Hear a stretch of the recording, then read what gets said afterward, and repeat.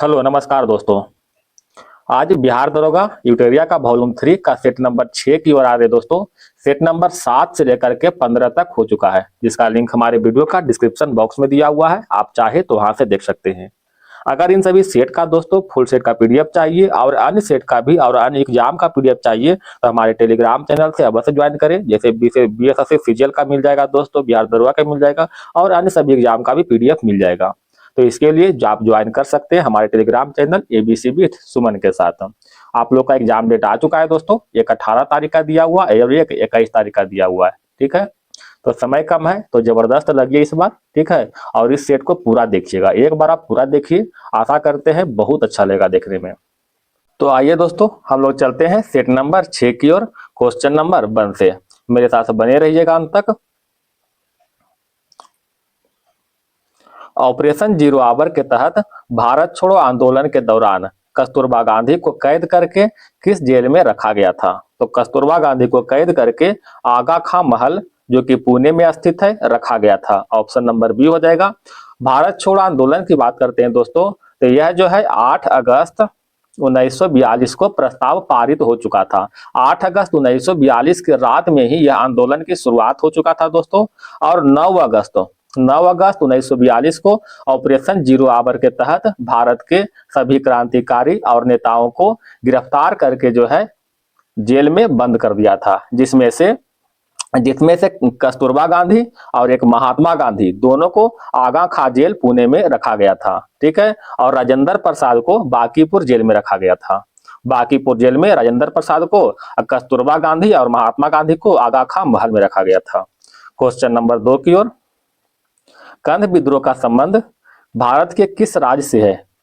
कंध विद्रोह का संबंध उड़ीसा से है। ऑप्शन नंबर 2 हो जाएगा। इस विद्रोह का शुरुआत 1837 में हुआ था। 1837 में। इसका नेता कौन था दोस्तों? तो इसका नेता था चक्र बिश्नोई। चक्र बिश्नोई। ठीक है, कुछ अन्य विद्रोह की बात कर लेते हैं।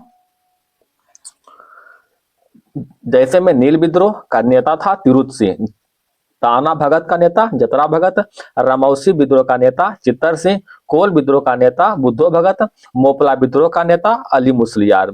ये सब याद रखना है। Question number 3। जालियांवाला बाग हत्याकांड के विरोध में निम्नलिखित में से किसने वायसराय की कार्यकारिणी परिषद से त्याग पत्र दे दिया था?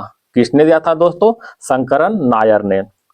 जालियांवाला बाग हत्याकांड की बात करते हैं दोस्तों, तो यह घटना 13 अप्रैल 1919 को अमृतसर के जालियांवाला बाग में हुआ था। इसमें लगभग सैकड़ों आदमी मारे गए थे। इस घटना से प्रभावित होकर शंकरन नायर ने वायसराय की कार्यकारिणी परिषद से इस्तीफा दे दिया था। रविंद्रनाथ टैगोर ने नाइटहुड की उपाधि से इस्तीफा दिया था तथा महात्मा गांधी ने अपना केसर हिंद की उपाधि त्याग दिया था। Question number 4। ब्लेजली द्वारा की गई सहायक संधि शर्तों के संदर्भ में निम्नलिखित कथनों पर विचार कीजिएगा। दोस्तों आपसे निवेदन है दोस्तों कि वीडियो को एक लाइक जरूर करें। आपका एक लाइक दोस्तों हमारे लिए मोटिवेशन है, तो प्लीज आपसे निवेदन है कि एक लाइक जरूर कीजिएगा। अंग्रेज अपने सहयोगी की बाहरी और आंतरिक चुनौती की रक्षा करेंगे। बिल्कुल सही है। सहयोग पक्ष अंग्रेज की अनुमति के बिना युद्ध तो कर सकता है किंतु संधि नहीं, ये गलत है दोस्तों। सहयोग पक्ष भू क्षेत्र में एक सैनिक टुकड़ी तैनात रहेगी, ये भी सही है। अतः ऑप्शन नंबर क्या हो जाएगा? सी। Question number 5। निम्नलिखित में कौन सी रैयतबारी प्रणाली की विशेषता थी? रैयतबारी प्रणाली की विशेषता के बारे में कराया दोस्तों, तो यह टॉमस मुनरो की उद्भावना थी। बिल्कुल सही है। इसका उद्देश्य मध्यवर्ती को कम करना था, ये भी सही है। इस प्रणाली से कृषक धीरे धीरे कंगाल हो गए थे। इसको मद्रास बंगाल प्रेसिडेंसी के हिस्सों में शुरू किया गया था। मद्रास में तो शुरू किया गया था लेकिन बंगाल में नहीं हुआ था। कहाँ हुआ था दोस्तों? मद्रास में हुआ था, बंबई में हुआ था, असम में। ये 3 जगह हुआ था। इन तीनों क्षेत्रों में इसका शुरुआत किया गया था। तो 4 नंबर तो गलत हो गया, 1 2 3 सही है। ऑप्शन नंबर बी हो जाएगा। एक रैयतबारी हुआ दोस्तों, एक होता है महालबारी। महालबारी व्यवस्था का जनक हॉल्ट मैकेंजी को माना जाता है। Question number 6। 1857 के विद्रोह के बाद महारानी की उद्घोषणा के संदर्भ में निम्नलिखित कथनों पर विचार कीजिए। विचार करना है। कहता है इसे राज हड़प नीति को समाप्त कर देसी राजकुमारों के अधिकारों की मान्यता प्रदान की है।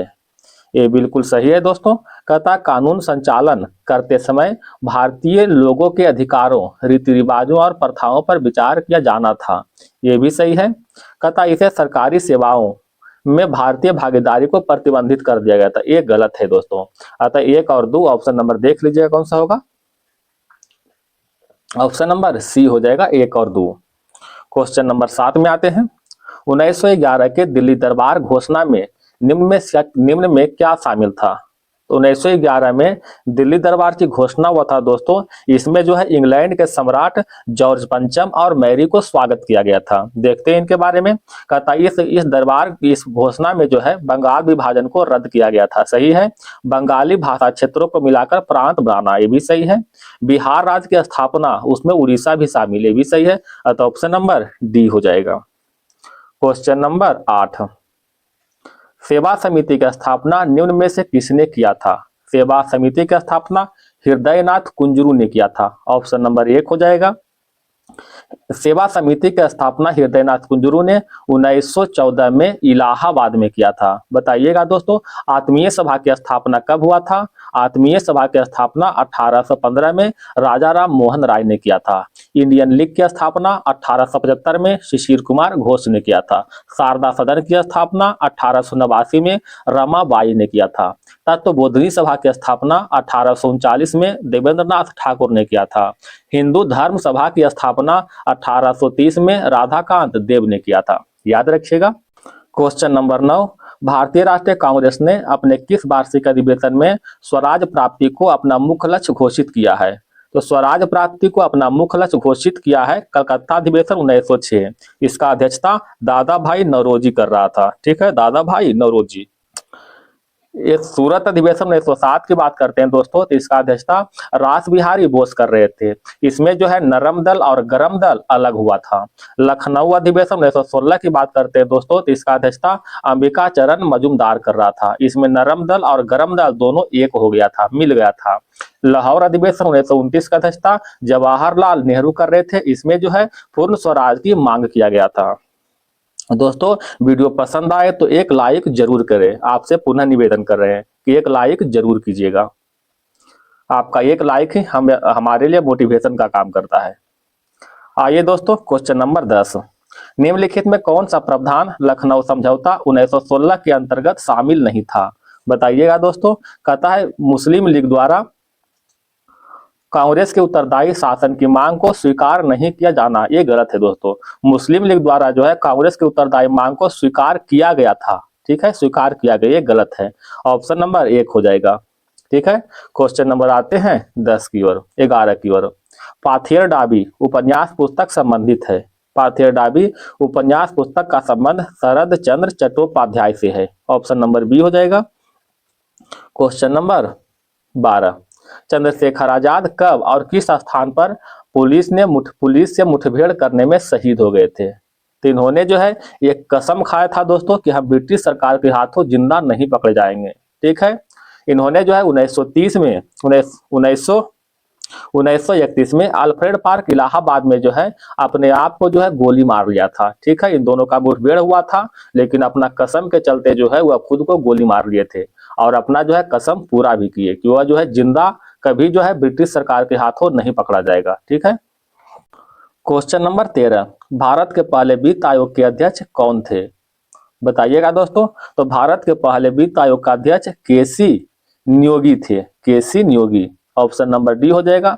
वित्त आयोग की व्यवस्था भारत के संविधान के अनुच्छेद 280 के तहत की जाती है। वित्त आयोग को गठन हर साल जो है 5 साल पर राष्ट्रपति के द्वारा किया जाता है। क्वेश्चन नंबर 14 में कह रहा है दोस्तों मिलान करना है। ठीक है। सरकारी आयोग 1983 में गठन हुआ था। ठीक है। राजमन्नार आयोग बताइएगा दोस्तों 1969 में। ठीक है। एम पुंछी आयोग 2007 में और प्रथम प्रशासनिक सुधार आयोग 1966 में। ऑप्शन नंबर सी हो जाएगा। क्वेश्चन नंबर बढ़ते हैं 15 की ओर।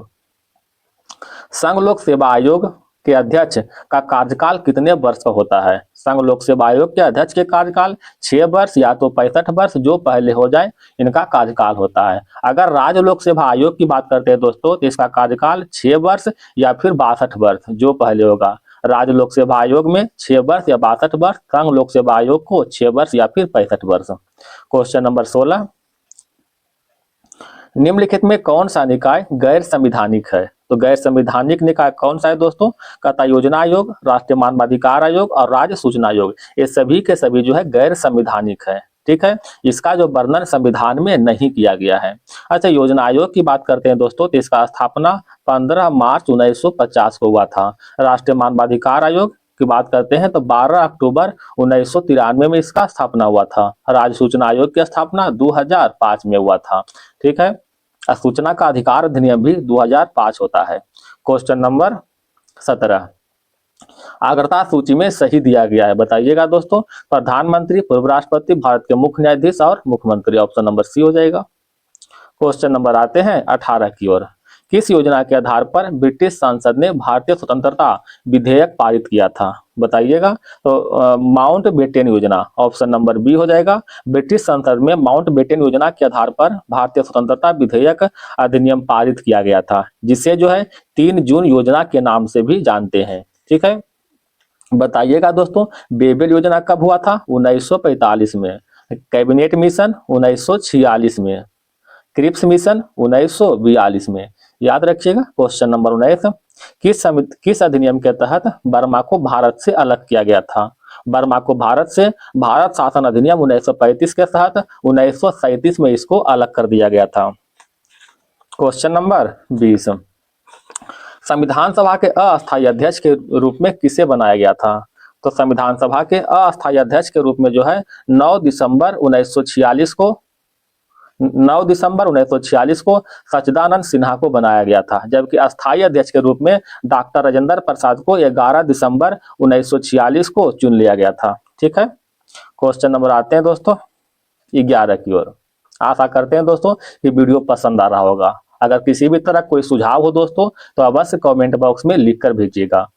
क्वेश्चन नंबर 21, चैलेंजर और डॉल्फिन कटक किस महासागर में स्थित है? चैलेंजर और डॉल्फिन कटक अटलांटिक महासागर में अवस्थित है, ऑप्शन नंबर बी हो जाएगा। अफ्रीका में एटलस पर्वत का विस्तार किस क्षेत्र में है? अफ्रीका में एटलस पर्वत का विस्तार उत्तर पश्चिमी भाग में है, ऑप्शन नंबर बी हो जाएगा। अफ्रीका का सर्वोच्च चोटी कौन सा है दोस्तों? अफ्रीका का सर्वोच्च चोटी माउंट किलिमंजारो। माउंट किलिमंजारो ये है ना, ये जो है कहाँ स्थित है? तंजानिया में स्थित है। ठीक है, अफ्रीका के तंजानिया में स्थित है। क्वेश्चन नंबर आते हैं 23 की ओर। कहता है दक्षिण पूर्व एशिया में एकमात्र भू आबद्ध देश कौन सा है? भू आबद्ध देश के रूप में लाओस है, ऑप्शन नंबर बी हो जाएगा। क्वेश्चन नंबर 24, निम्नलिखित में कौन सुमेलित नहीं है? भारत के विश्व का सबसे ऊंचा जलप्रपात टुगेला है, जो कि गलत है दोस्तों। विश्व का सबसे ऊंचा जलप्रपात एंजिल है। ठीक है, विश्व का सबसे ऊंचा जलप्रपात कौन सा है? एंजिल, जो कि वेनेजुएला में स्थित है। और टुगेला जलप्रपात जो है दक्षिण अफ्रीका में स्थित है। दक्षिण अफ्रीका में स्थित है। ठीक है, विश्व का सबसे बड़ी ताजे जल का झील सुपीरियर झील है, सही है। विश्व के सबसे ऊंची नावगम्य झील टिटिकाका झील है, ये भी सही है। विश्व के दूसरी सबसे गहरी झील टंगानिका झील है, ये भी सही है। ठीक है, तो ऑप्शन नंबर 1 जो गलत था दोस्तों। बताइएगा दोस्तों, भारत के सबसे ऊंचा जलप्रपात कौन सा है? कौन सा है? कुंचिकल जलप्रपात, जो कि कर्नाटक में बराही नदी पर अवस्थित है। क्वेश्चन नंबर 25, 18वीं वन रिपोर्ट 2023 के अनुसार भारत में लगभग कुल मैंग्रोव क्षेत्र कितना है? तो मैंग्रोव क्षेत्र जो है 2023 के अनुसार 4992 किलोमीटर है। याद रखिएगा दोस्तों, जो कि कुल भौगोलिक क्षेत्र का 0.15% है। ठीक है, क्वेश्चन नंबर 26, श्रीशैलम परियोजना का संबंध किस नदी से है? श्रीशैलम परियोजना का संबंध कृष्णा नदी से है, ऑप्शन नंबर बी हो जाएगा दोस्तों। बताइएगा दोस्तों, कावेरी पर जो है कौन कौन से जो है परियोजना स्थित है? कौन कौन है दोस्तों? तो पहला तो हो जाए कृष्णराज सागर परियोजना। कृष्णराज सागर परियोजना जो है कावेरी नदी पर है। एक है मेटूर बांध। मेटूर बांध कहाँ है? कावेरी नदी पर है। क्वेश्चन नंबर 27 की ओर आते हैं। लेटराइट मिट्टी का संबंध में सही है। कहता है इसका विस्तार पंजाब क्षेत्र में, जो कि गलत है दोस्तों। पंजाब में नहीं, केरल क्षेत्र कर सकते हैं, केरल के आसपास क्षेत्र कर सकते हैं। इस मिट्टी में लोहा एल्युमिनियम की मात्रा कम होती है, कम नहीं होती दोस्तों, अधिक होती है। ठीक है, इसमें चावल गेहूं की कृषि की जाती है। गलत है दोस्तों, क्या होता है, चाय और कॉफी कृषि होता है, चाय और कॉफी, याद रखिएगा। इसका विकास उच्च तापमान और भारी वर्षा से होता है, बिल्कुल सही है, ऑप्शन नंबर डी हो जाएगा। निम्न महासागरीय धाराओं में से कौन सी धारा प्रशांत महासागरीय धाराओं से संबंधित नहीं है, बताइएगा कौन सा संबंधित नहीं है, तो कनारी धारा, ऑप्शन नंबर 1 हो जाएगा।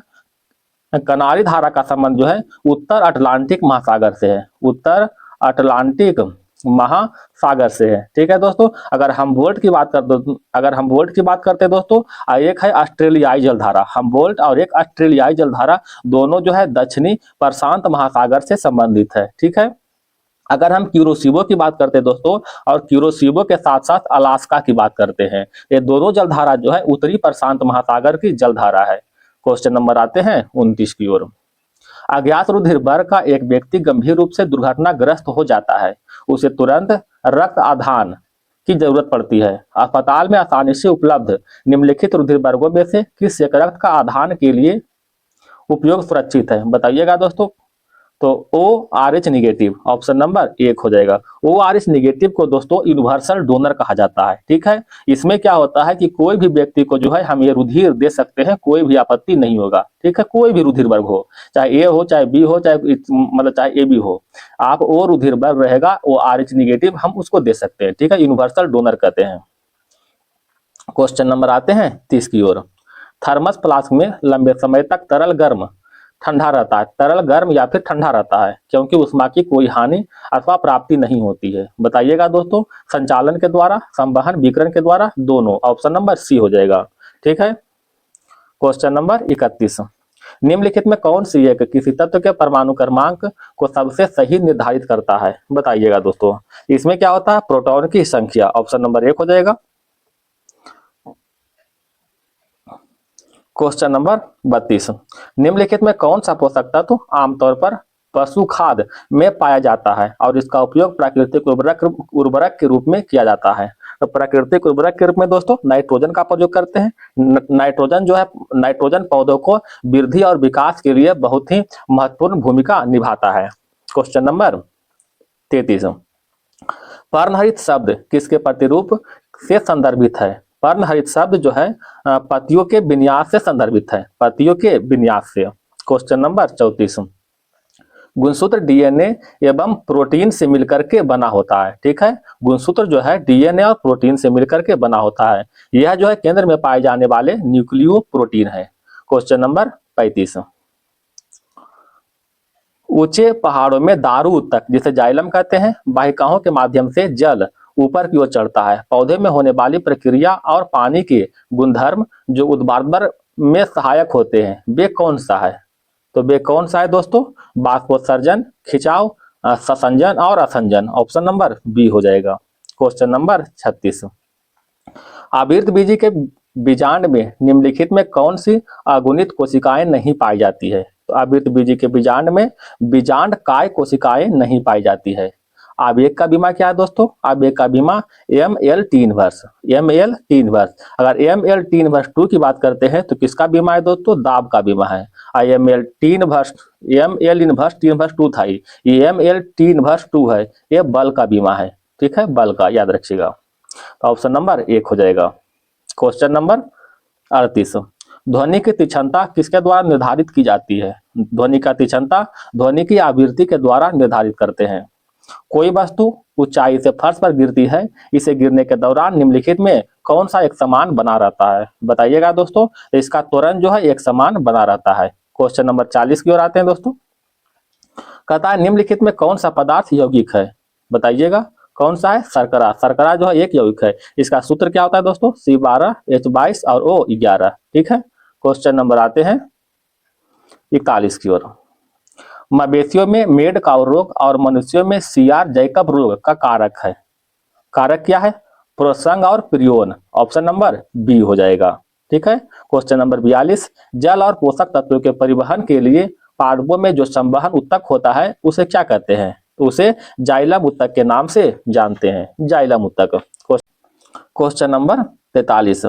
संघ की पहचान निम्न गुणों के आधार पर करें। इसमें कुछ जीव दिया दोस्तों, ये सभी जीव दिया हुआ है, कहता है इसमें से कोई एक जीव ऐसा है ये सभी गुण इसमें पाया जाता है। ठीक है, कौन सा गुण है देख लीजिएगा। कहता है ये प्राणी जलीय अथवा स्थलीय स्वतंत्र जीव तथा कभी कभी परजीवी होते हैं। कहता है ये त्रिकोणिकी, क्रामिक, पुनरावृत्ति, विखंडित, खंडित तथा गुह्य प्राणी होते हैं। इसके शरीर सतह, स्पष्ट खंड और विखंडों में बटा होता है। इस प्राणियों में अनुदैर्घ्य तथा वृत्ताकार दोनों प्रकार की पेशियां पाई जाती है जो चलन में सहायता करती है। ये कौन है दोस्तों? ये प्राणी है एनेलिडा। ऑप्शन नंबर डी हो जाएगा।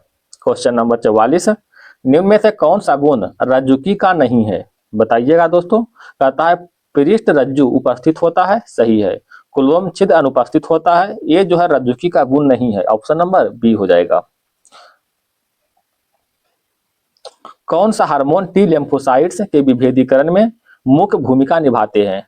टी लिम्फोसाइट्स के विभेदीकरण में थाइमोसिन हार्मोन भूमिका निभाता है। ठीक है, थाइमस ग्रंथि प्रतिरक्षा तंत्र के विकास में महत्वपूर्ण भूमिका निभाती है।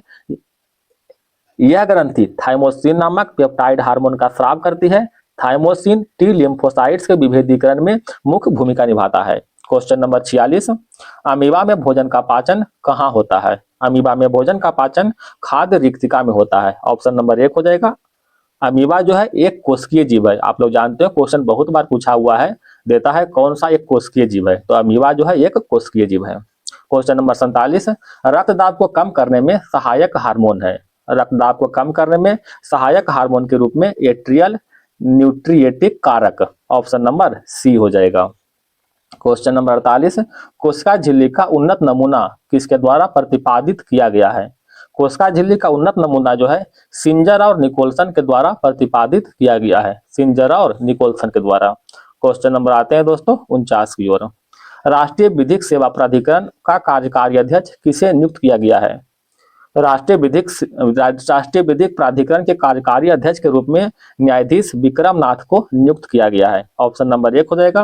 राष्ट्रीय विधिक सेवा प्राधिकरण की स्थापना जो है 1987 के अधिनियम से 1995 में इसका गठन किया गया था। ठीक है, इसे जो है नालसा के नाम से भी जानते हैं। इसका उद्देश्य क्या है दोस्तों? समाज के कमजोर वर्गों को मुफ्त कानूनी सेवाएं प्रदान करना।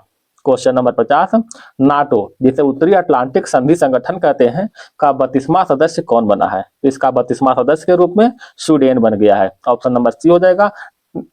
नाटो की बात करते हैं दोस्तों, तो इसका स्थापना जो है 4 अप्रैल 1949 को किया गया था। इसका मुख्यालय कहाँ है दोस्तों? Brussels, Belgium. इसका महासचिव के रूप में मार्क रूट को जो है नियुक्त किया गया है, मार्क रूटे।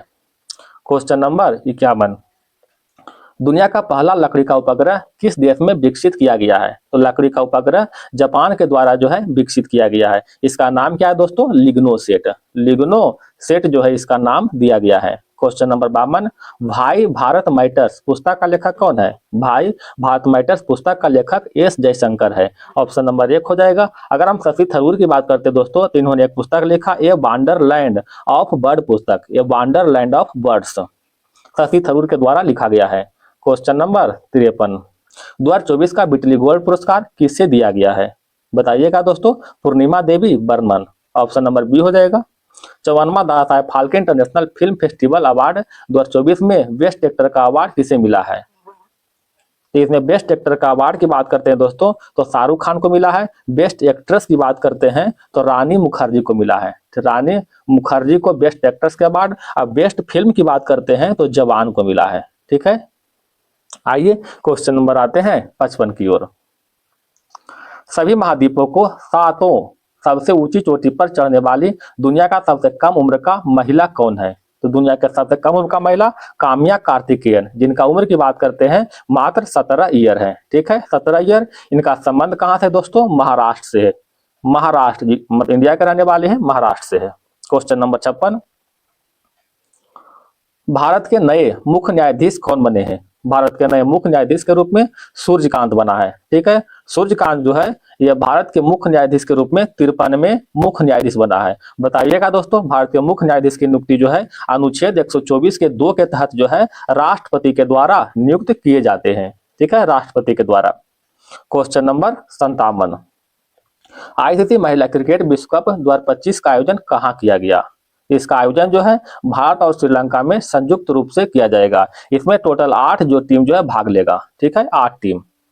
क्वेश्चन नंबर 58, दोहा डायमंड लीग में नीरज चोपड़ा ने अपना सर्वोच्च थ्रो कितने मीटर दूरी का थ्रो फेंका है? कितने मीटर दूरी को? तो ये 90.23 मीटर को 90.23 मीटर जो फेंका है, और फेंकने के साथ ही दूसरा स्थान हासिल हुआ है, ठीक है। तो दूसरा स्थान इसका है दोस्तों। तो पहला स्थान किसका है? तो पहला स्थान जो है 91.06 मीटर फेंक करके जो है जूलियन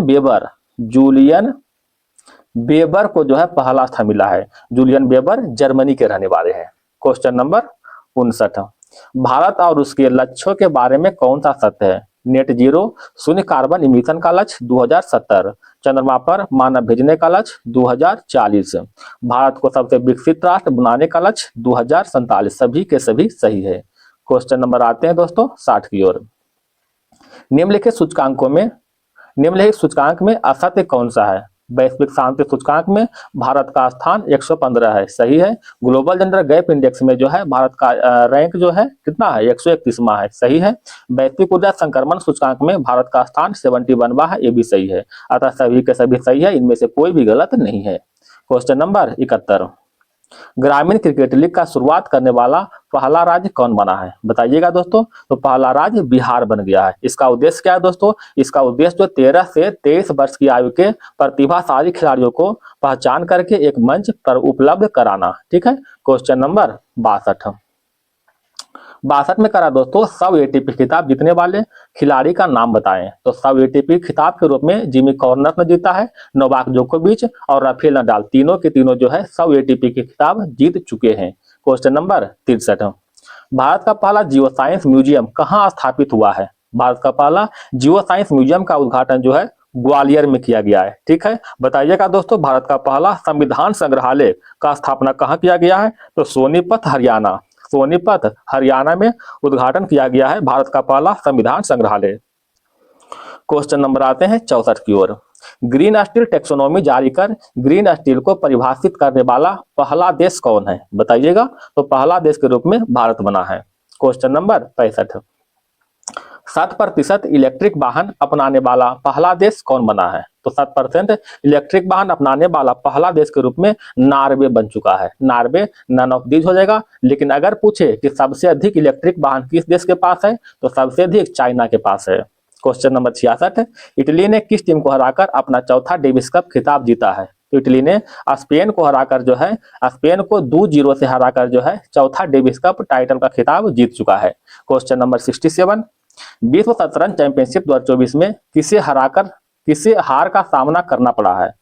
किसको दोस्तों? तो डीन लेरेन कहाँ का रहने वाले हैं दोस्तों? चाइना का रहने वाले हैं। तो विश्व शतरंज 2024 में भारत के डी गुकेश ने डीन लेरेन को हराकर जो है यह खिताब अपने नाम कर लिया है। क्वेश्चन नंबर 68, राष्ट्रीय महिला आयोग के वर्तमान अध्यक्ष कौन है? राष्ट्रीय महिला आयोग के वर्तमान अध्यक्ष के रूप में विजय कुमार राहेटकर, ठीक है, विजय किशोर राहेटकर, इनको जो है अध्यक्ष बनाया गया है। राष्ट्रीय महिला आयोग की बात करते हैं दोस्तों, तो इनका स्थापना 1992 में हुआ था, ठीक है, 1992 में।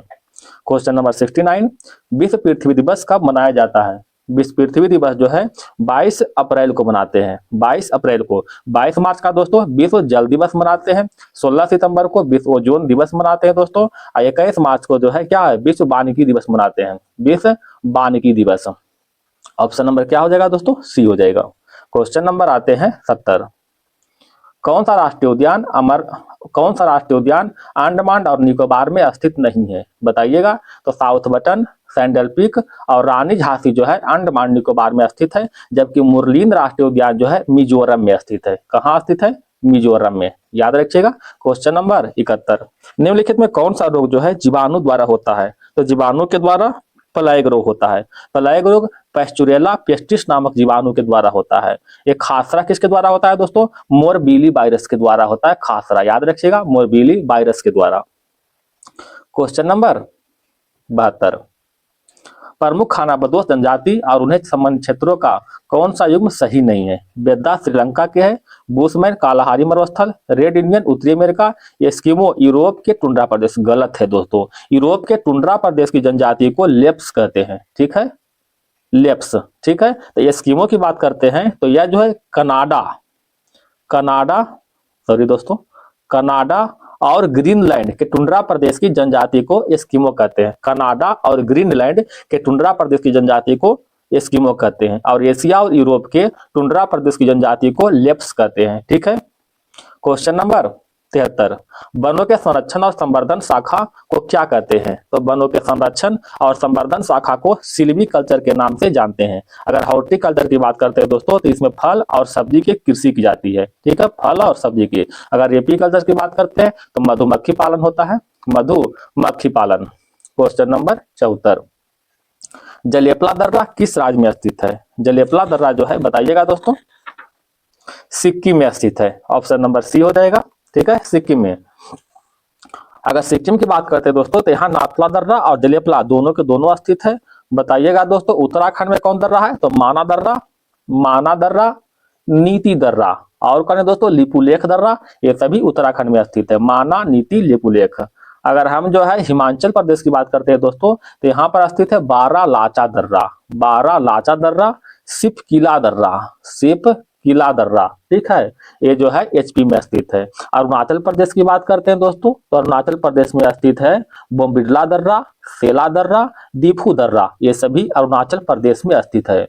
अरुणाचल प्रदेश का दिहांग दर्रा जो है भारत को म्यांमार से जोड़ता है। पूछा हुआ क्वेश्चन है दोस्तों बहुत बार कि अरुणाचल प्रदेश का कौन सा दर्रा जो है भारत को म्यांमार से जोड़ता है? तो बताइएगा दिहांग दर्रा।